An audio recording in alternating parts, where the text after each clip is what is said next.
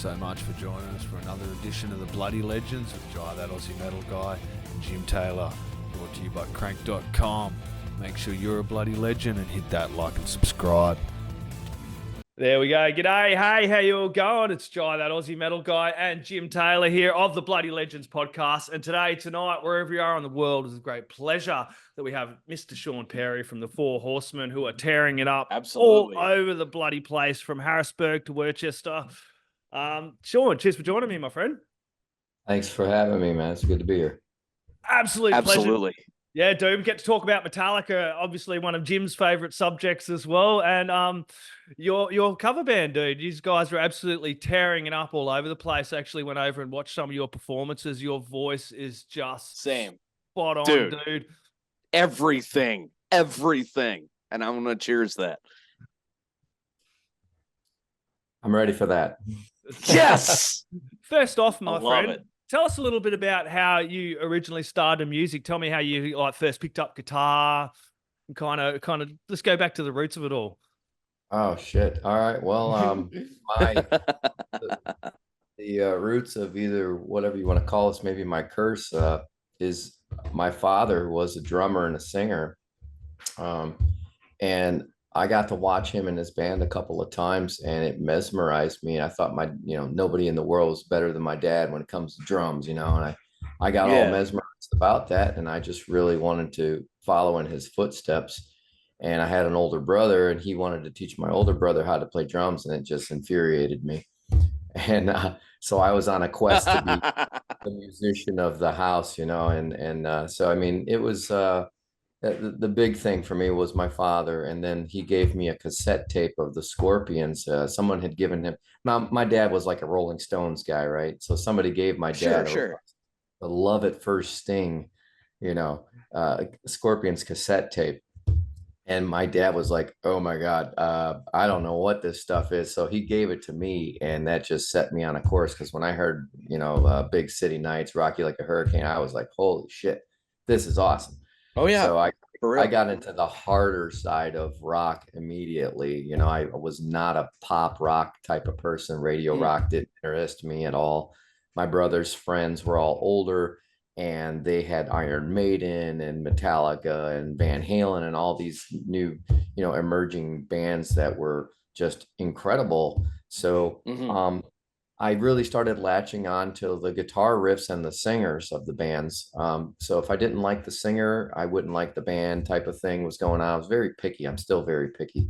But that whole thing about, listening to an aggressive riff with a cool drum beat and a great singer, it just mesmerized everything that I was all about when it came to music. And I still am, honestly. Amen. So that got me. I lived in a broken home, but when I ran away when I was 14, found my dad, and I was living with my mom at the time. And my father said, "Do you still want to play guitar?" And I said, "Oh, hell yeah, I want to play guitar." So he bought me my first acoustic guitar. We walked into the music shop, and I'm looking at all these electric guitars on the wall. And he's like, no, if you're gonna be serious, you're gonna show me that you're serious, and you're gonna play a Fender acoustic. And I was like, I don't want to fucking play a Fender acoustic. I want to rock, Right. So it was one of those things where I had to play that guitar for a solid year. And my father bought me an electric guitar, which I still have today. I've had multiple people ask me it's a Vester 2 concert series guitar. It's just a knockoff Jackson. They don't even make them anymore. Haven't made them in years. I've had so many ask, "Can I buy that guitar?" I'm like, fuck no. That was the first guitar my dad gave me. It goes to the wall, and my father just passed away in April, so it's like it's even more sentimental. I'm sorry, brother. Thank you. But yes, sir. He's the reason that I got it. Music was the drug for me. I don't do drugs, never tried any drugs, have no interest in it, but music was like, I don't know, heroin or something, I don't know. But that, my upbringing with the broken home and all that, I really latched onto music to get away from the home life, because it was abusive, type of thing. So I didn't know what to do. And so music really, it saved me. It really did. And I was doing an interview earlier today about this whole subject too, and people were saying, well, why do you play so meticulously towards the albums? And I'm like, because it was the fight songs of my life.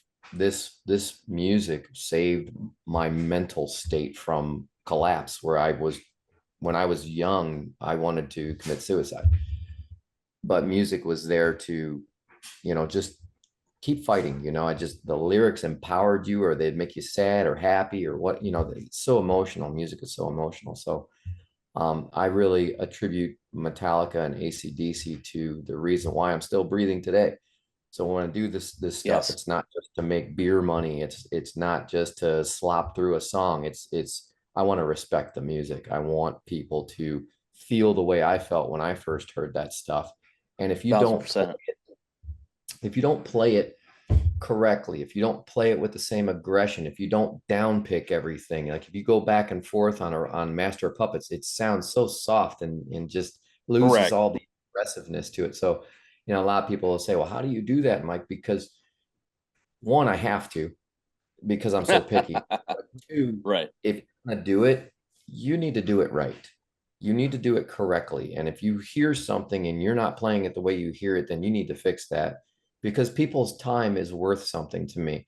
When we do a show, I want people to walk away from that show saying, holy shit, I loved what I just experienced. Or instead of, wow, I could have done something better with my time. It's not even about the money. I just would love to get those 2-3 hours back of my life. I don't Please. ever want anybody to say something like that at one of our shows. No, sir. So I'm an asshole when it comes to the meticulousness of the music, the accuracy. I will not stand anybody who's drunk or a druggie in my band, let alone on stage. It's sober, it's accurate, and our job is to respect the music and respect the crowd. So that's what the band is all about. I coined the phrase black and back, oh God, years ago, because people were asking me, well, why don't you play 2x4 or Ain't My Bitch? And I'm like, because I didn't grow up on that. I grew up on thrash metal, Metallica, and I liked the Black album. It was still heavy, but it wasn't thrash. And I was like, okay, it's still good writing. They were still pissed off, angry. That's the only time I ever saw them, was on the Black album tour, and they were still Metallica. It was right off the Justice tour, and I was like, wow, it was incredible. It really pushed the idea that I want to be a musician in my life. I really want to do this. So I actually formed a band when I was in my 20s. I put 3 albums out, didn't go anywhere. It was a lot of work. It was a lot of fun, but in the end, it just didn't happen for me. Like it doesn't happen for, thousands of musicians. I still like to entertain people. So I started singing Alice in Chains in a tribute band. Yep. And then I got approached to do this as the front man of a Metallica tribute. It was a bar band. They did maybe 6 shows a year. It was nothing serious. And I just figured, I told those guys what I had done. I told them what I expect. As if you want me in this band, there's a lot of things that need to be fixed. Do it the right way, and I'll be happy to do this. So I had to, help them count, like through Blackened, for instance. They were like, well, we don't really do Blackened because we get lost in the middle. And I'm like, lost in the middle. Oh, because there's a turnaround on the drums, and it makes it sound like off time all of a sudden, because Lars does one extra beat to make it off time right before they go into the third chorus or verse, where it says smoldering decay, take your breath away. If you listen to that, it's off time for like a measure or two. And I said, well, we're going to count it. We're going to fix it, because this is one of the songs I grew up on, and we're going to play it. So there was a lot of, back and forth, a lot of pulling and tension. And I ended up going through 2 full lineups of changes over the years. I've been doing this almost 19 years now. Wow. And for sure. It means something to me. And people are saying, you're too hard on people, or you're an ass, and you're tough to deal with. I'm like, I don't care. It's not about me. It's about the music, and it's about the fans. So if they're having a good time and they respect it and I'm respecting it, everything's good. If they're coming to me saying, man, you guys slopped through one of my favorite songs, because you get people that come up to you. I'm sure you guys know this, even yourselves. You have songs that mean so fucking much to you. And when you hear somebody slopping through it, destroying it, it just blows the mood. It just Right. So I don't want people to say that about us. And so like we really try to do it as close as possible to the album with a high energy live show. I don't study their live show. I don't know what they do live. I don't care what they do live. I study the albums. The albums is where it's at for me. So if that helps why I do what I do and how I got started, I hope I somewhat answered the question. No. Because even when you guys play live, you're not trying to emulate Metallica. You are. It's like you want to play those notes because they mean something, and that's a true tribute band. It's more than just we're gonna cover, and that's no offense to cover bands. Right, I do it. Everybody does it. That's the big difference. when you have been you have to make the cup. Or whatever. Actually, I had to show you this, my friend. Do you see that ring? I cut that from And Justice for All. That's the Fear knuckles. Nice. So Metallica meant something to me as well. So to watch you guys, but take it this way: when Metallica would do covers of Merciful Fate and different bands, nobody knew that they were covers. If I did not know who Metallica was, I would say the Four Horsemen. I was like, oh my God. Like the way you take the same approach that the boys did covering bands that they came up with. That's the same thing you're doing. I couldn't get a better compliment. Brother, like I said, I've got a Metallica hat on now from Kill 'Em All tour. And it's just, Hetfield was the reason, besides my grandfather, that I picked up guitar. And to see you and what you guys do, I'm just like, you see that like every time you go through the riffs, man. I know you feel that every day. I envy that. I think you guys are freaking incredible. So thank you. I'm sorry. Yeah, I had to fangirl out there for a minute for you, brother. Right. So. I appreciate it. That this is the kind of reaction we get a lot from the fans at the shows, and they bring their children to the shows and stuff, and they just got to have a picture with us. And we love having the kids out to the shows, but that's that feeling, that this is why the what you're describing to me is what we all felt when we first heard Metallica. I was like, what the fuck is this? What is this? Yeah. Yeah. So this is what I want to emulate back to people, because these kids, they'll never see Metallica like that ever. I mean, Metallica is very proper now. They don't even swear at their audience anymore. They've got corporate sponsors and stuff. They have to be very PC. Whereas I'm like, fuck it. I swear at our shows. I even tell them, I point out the youngest kid I can find at the show. And I say, hey, how old are you out there? And he'll say like, I'm 8 years old, or I'm 10 years old, or whatever. Oh yeah. And then apparently this is their first Metallica concert. And I was like, oh, that's great. Thank you for bringing your kid to our show so I can teach him how to swear at school tomorrow. Yes. And everybody starts laughing in the crowd and stuff. And I'm like, look, man, this is an 86 to 89 Metallica experience. I'm not PC. I don't give a fuck about your feelings. If you're here, you understand what you're about to get. You're going to get a show. Yeah. And people love it. People fucking love it. God bless you. That's awesome. And if you allow me maybe 10 seconds, I want to show you a couple rings I have. I need to go get these rings out of my suitcase, my stage rings, to show you real quick. Oh, they're appropriate. Hold on. I'm excited because, oh my God. I feel like we should be playing like, can we insert like a Ryan while he... Yeah, dude. Shout out to our lady, Miss Shauna. I just had a birthday, I think. I might be wrong. But anyway, here he comes. But I was going to say, he is online with us. There we go. We had a little bit of a promo. There it is. I was just cutting a little bit of the live video as well, dude. All right, so go for it. There's 2 rings I want to show you. The first one is this. Yes. Second one. Oh, wow. Oh, ready? Wonder Twin powers activate. I gotta go. There it is. Wonderful. There we go. These 2 rings I got these from this same exact designer that Cliff Burton got these 2 rings from. Oh, in England, In right? England, yes. And they were not cheap, Yeah, dude. but I finally found the guy, and I was like, I have to Yeah, have those 2 rings. So I was absolutely, so brother. I saw your ring. I'm like, oh, I should show him my rings. But I'm like, damn it, they're in my suitcase. Oh no, that's wonderful, man.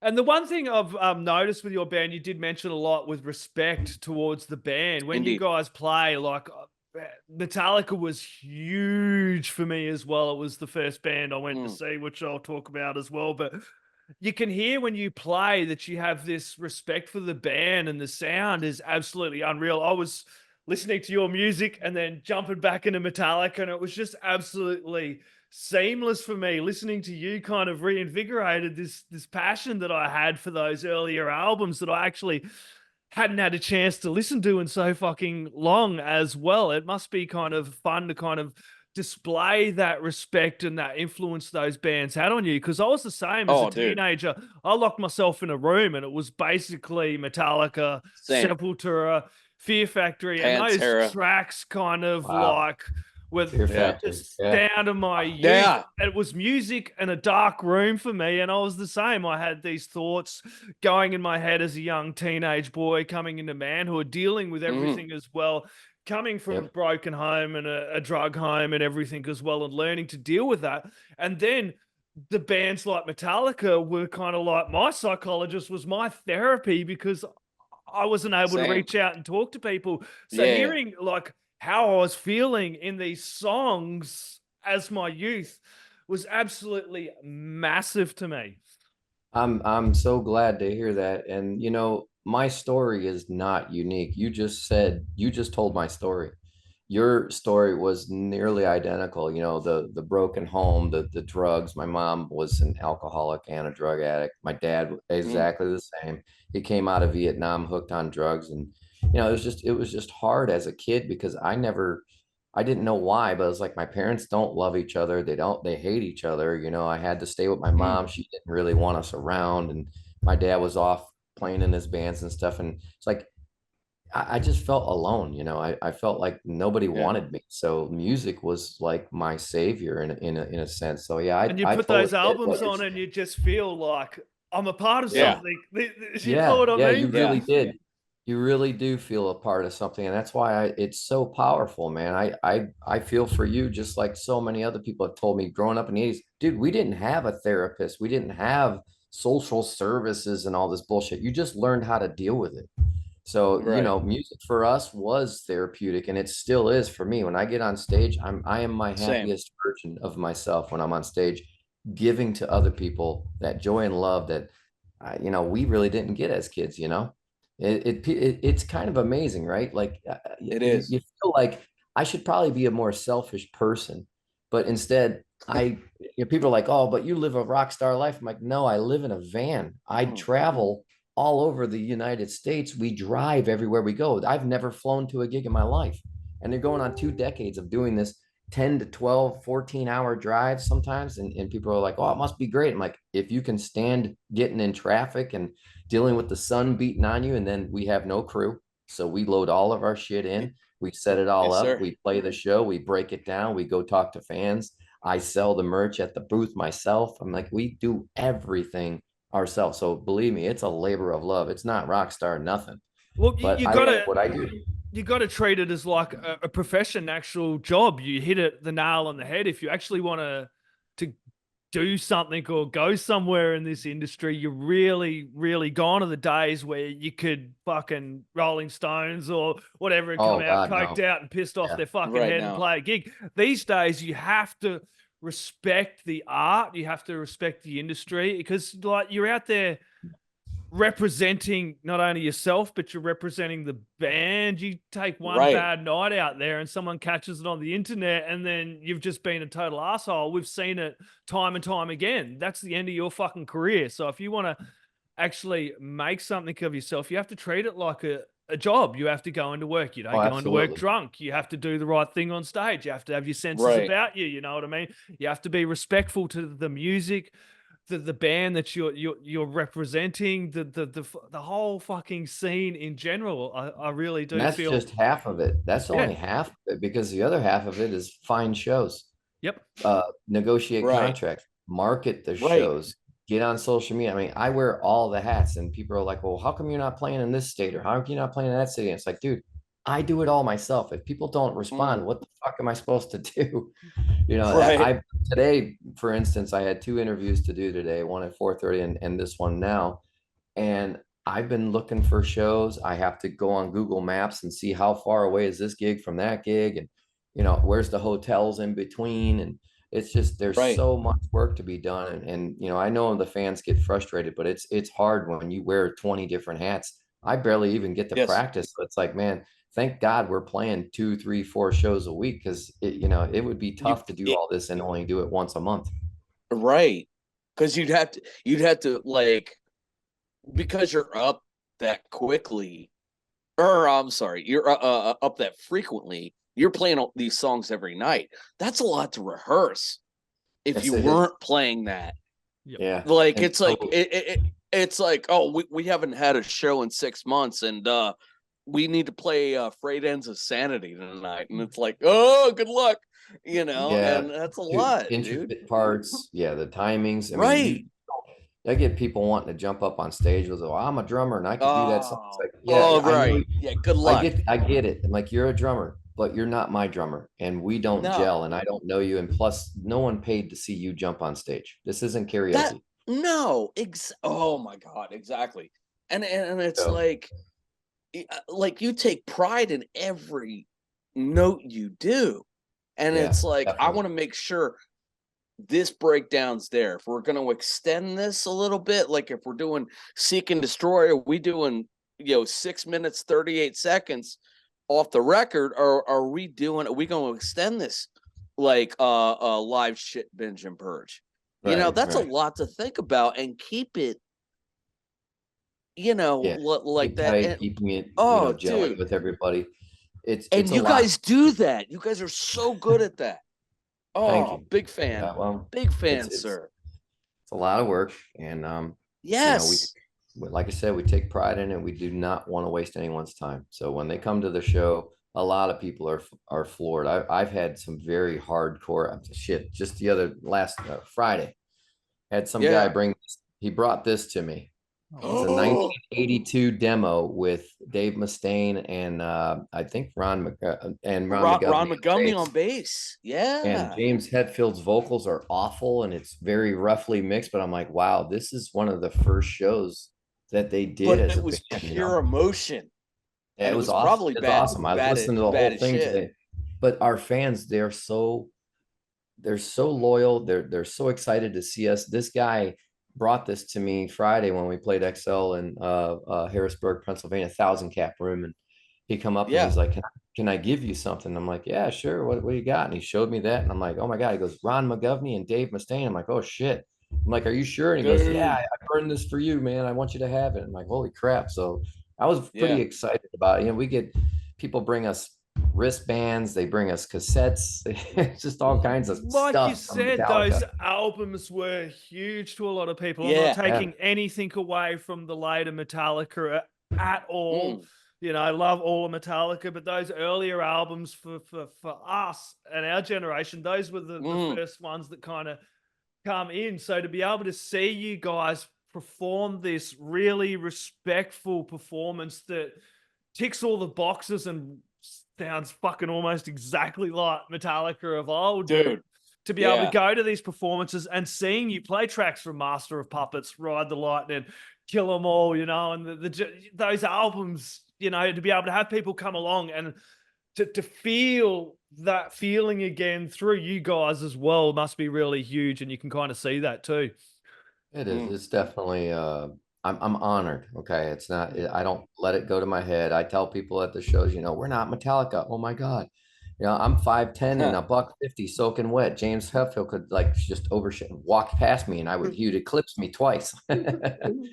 We love those guys. Our manager is Brian Wheat from Tesla, the bass player of Tesla. No kidding. Yep. I love Tesla. Oh, dude, that's awesome. he came out to a show in Pennsylvania. We were playing a giant room called Penn's Peak in Jim Thorpe, Pennsylvania. And he comes out, he's like, how did you get this show? And I'm like, what do you mean? He goes, you don't play this room. I said, yeah, well, obviously we are. And he goes, Tesla plays this room. You know, this is a Tesla venue. He goes, how did you get this? I said, the owner of the venue called my cell phone, got my number somehow, and asked me, would we do a show? And he saw us growing over the years, and we play a lot of the other venues that the Nationals are playing. And so we did this show. Brian's walking around in the crowd asking people what they think of us, and all the fans, you know, like, they're fucking better than Metallica. You know, and he comes up to me after our first set, and he goes, he drove 3.5 hours to come to that show. That's beautiful. He goes, I'm going to drive home. You call me tomorrow. We need to talk. So I call him up and I said, well, you know, thanks for coming out to the show. And he goes, look, I wasn't sure if I really wanted to represent a tribute band, because I don't do that. He goes, I manage real, you know, national bands and whatnot. He goes, but you guys are the baddest motherfuckers I've ever seen. He goes, I want to manage this fucking band. And I was like, awesome, dude. Tesla's one of my favorite bands growing up, you know. Same. And it was a pleasure and an honor. You know, I talk with him probably 4 times a week. I've gone up and hung out with him. When my father passed away, he said, get your ass in the car and come out. And I hung out with him for like 8 days. He's a great guy, and he really is excited about this band. And you know, it's funny because Eddie Trunk came out to one of his shows in Vegas, and I was there. No kidding. Me and Eddie were talking, and I told him, I said, yeah, Brian's managing the band now. And Eddie turns around and goes, what? This Brian is managing your band? And I said, yeah. And he goes, what the fuck? And Brian walks over and he goes, yeah, man, you should check out their videos. They're fucking badass. So Eddie checks out the videos, and then we're having a show in Tulsa, Oklahoma. Eddie shared the fucking post out to people on Facebook after that. And I was like, that's cool, you know, it's cool. So, I mean, there's a lot of people that are turning heads, and Brian is helping us open some doors and whatnot. And, you know, we're talking with some different agents and whatnot. He's trying to get it off my shoulders to help me get a real agency and help us go global with it. Cause he's like, you guys, he goes, you guys have to get out there. People have to see this show. He goes, because I was on the fence until I saw you on stage. He goes, watching your videos doesn't do any justice. People need to come to your show. And so when he said that, I was like, hey, great. You know, he told Metallica's agent, Adam Kornfeld, about us. He told Metallica's manager, Tony DiCiaccio, about us. Metallica most likely knows who we are. Now, Brian's been friends with James, Lars, and Kirk since he was 22. Lars was brilliant. Yeah. Lars was in his first wife's wedding with Brian. Lars was in attendance at the wedding. So he's like, you know, I'm friends with them. And so he's like, look, you know, we could do this to a global level. And I said, I'm on board. This is what my dream has been since I started doing this stuff. I want to take it to the masses, and I'm not afraid to do it wherever it goes. Let's do it. So with Brian on board, you know, things are slowly, he's trying to teach me the business. And things he wants to change, like the stage show, get some lights, get a front house guy, get some crew, obviously, to help us out. And so there's a lot of things that are probably going to change over the next 18 to 24 months, but it's all for the betterment of the show and the band. So I'm pretty excited about it. Definitely none higher praise than Mr. Brian Wheat of Tesla there as well. And I have to admit, this is the first tribute band I have interviewed. I as well, probably the same. I don't normally do this kind of thing, but Shauna sent it over and I checked it out, and I'm like, fuck yeah, let's do this, dude. I've actually really connected to the sound. And as I mentioned a couple of times, the hitting on the earlier influences of my youth and the sound of you guys, you definitely really captured that. And you guys are playing all over the place. I'm just going to share a tour poster as well for the US watchers there. You just played Webster over in New York, didn't you? And then we just did Harrisburg and Webster. So the rest of that is on the table. And those 2 Sturgis dates are a Monday and a Tuesday. They're going to be huge for the August 5th and 6th shows. I mean, there's a lot of good shows coming up, obviously, from what you see. And I'll also have Been in talks with a few other places. So November 2nd the band is based out of Akron, Ohio.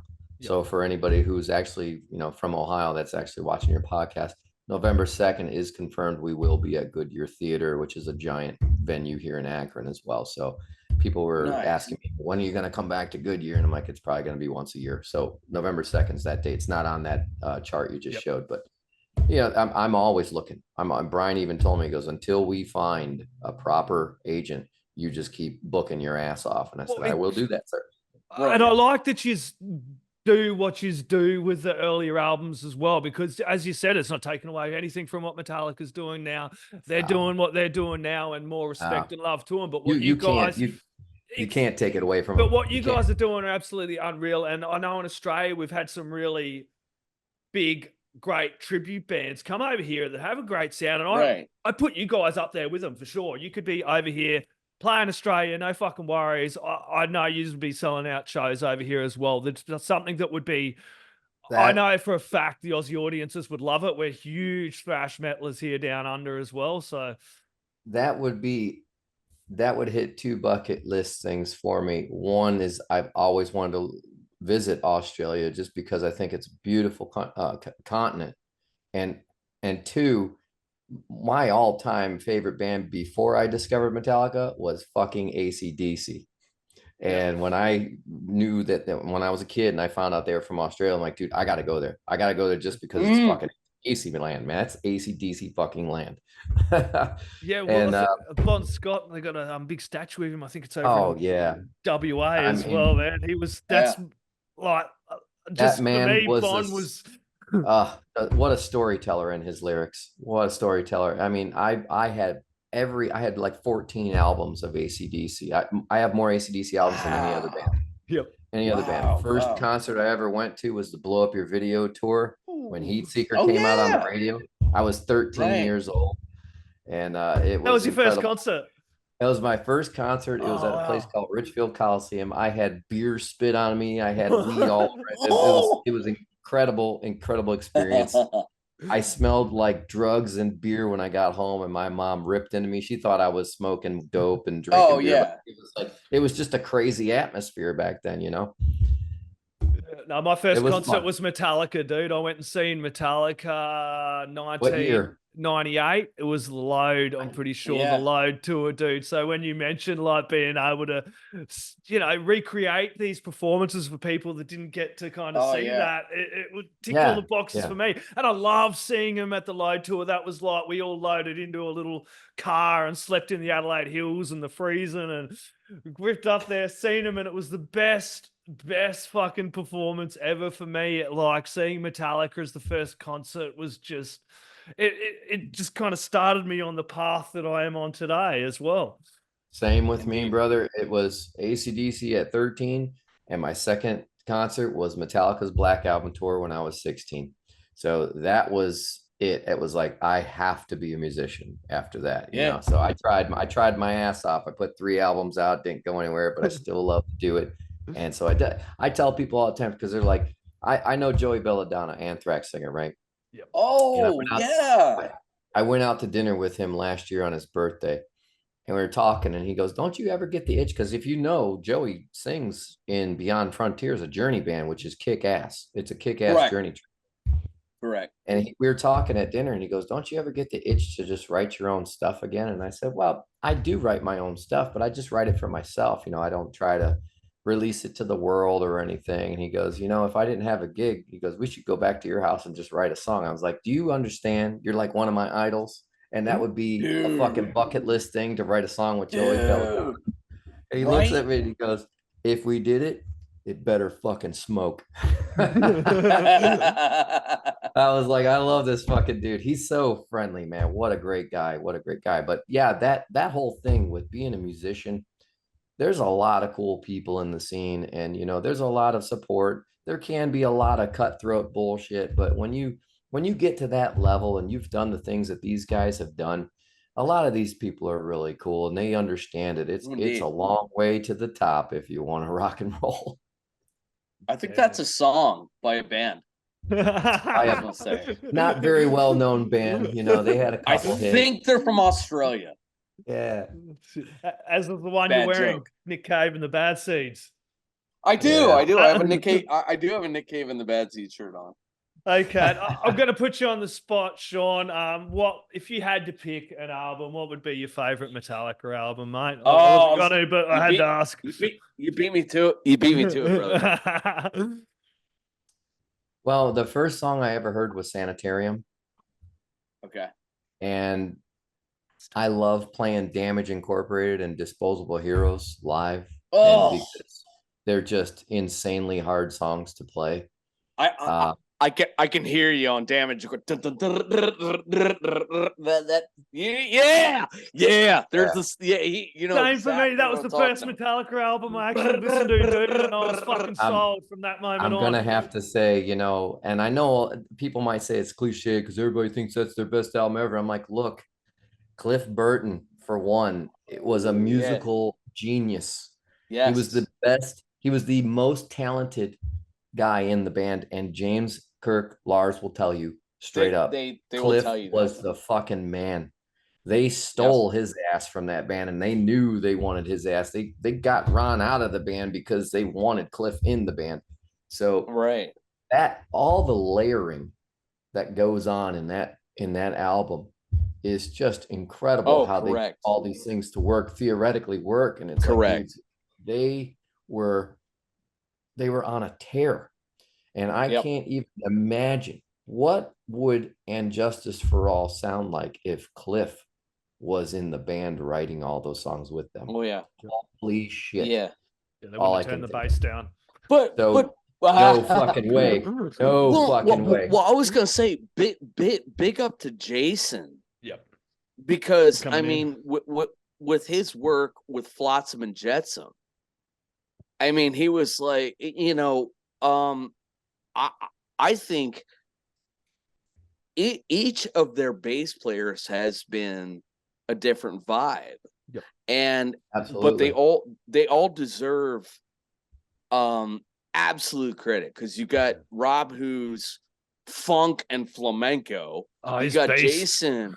Oh, dude, have you seen him play? Oh yeah, man, guitar. Oh, that guy's insane. He's insane. He's insane. He's a land monster.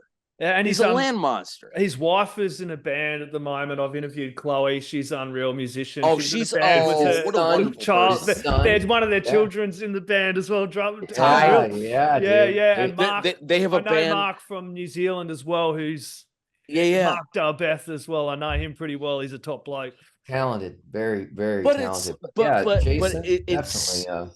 Oh my God! But it's so amazing. The vision that they have, that they can inspire what they do. You know, it's not just it's this one thing. It's all of the elements of a thing. Like, bass players will go into, like, have you heard My Friend in Misery? And then you listen to solo on for me, Orion. Right. Oh, right. God. Yeah. And it's night and day. It's anesthesia. Yeah. Right. So, I mean, you do definitely give it up for Jason to step into shoes he knew he could never fill. Yep. But he didn't try to be Cliff. He tried to be he was Newstead. Yeah. And that's what people people about it. Dude, look at the Black album. I'll tell you also, I heard that, and I'm not sure if this is true or not, but Blackened was a Jason riff. You know, and if you like Black, I mean, I'm like, holy shit, man, dude could write. He was no slouch. He came into the band. He understood, he understood, I'm never going to be Cliff, but I'm not even going to try to be Cliff. I just got to insert myself into a puzzle, a broken puzzle at that, because they hazed the shit out of him. Yep. They made him feel like crap for years. They hazed him and he still was like wearing Metallica. He was a fucking fan of the band. He was great. I have a ton of respect for him. Absolutely. I don't know. I have opportunities to meet him. Brian's very good friends with Jason, and I know another fella up in Auburn. I guess Jason just bought property up in Auburn maybe a year or two ago. And I know Joey DeMaio from Manowar, he knows him as well. I was like, I could probably meet him and talk to him, but I'm so fucking busy. I don't give myself a lot of time to do anything except look for shows, drive to shows, play shows. But and make sure it sounds the way. I give Jason a lot of credit for staying the course as long as he did. And, you know, the way that things fell out with, you know, Echo Brain and he wanted to do something while they were, I know he had said he wanted to take like a year off so he could do the Echo Brain thing, and that pissed off James, and that whole thing happened, whatever. But I mean, you know, I don't think he was able to be a main writer, and he probably wanted to just express himself with something else where he could be a main writer. And I don't have a problem with that. And I don't think now you've got James, Lars, Kirk, they understand it now. Back then, absolutely. You know, hindsight's always 2020, like Megadeth said, right? So it's one of those things with, you know, even with Dave, you know, fucking you know, I look at that and people are like, oh, fuck Megadeth, and then other people are like, no, we love Megadeth. I'm like, you know what? If Dave would love to have the do-over, right? He would love to stay in Metallica, but if he had the hindsight to look at all the stuff he created with Megadeth and stayed in Metallica and said none of that will ever be, I don't think he could be happy with himself. I don't think he could say, well, how could I leave all of that wonderful music behind just so I could be the lead guitar player of Metallica? Correct. Because they would not let Dave write that kind of shit because it's just technical and it's, you know, it was left field of where they were going.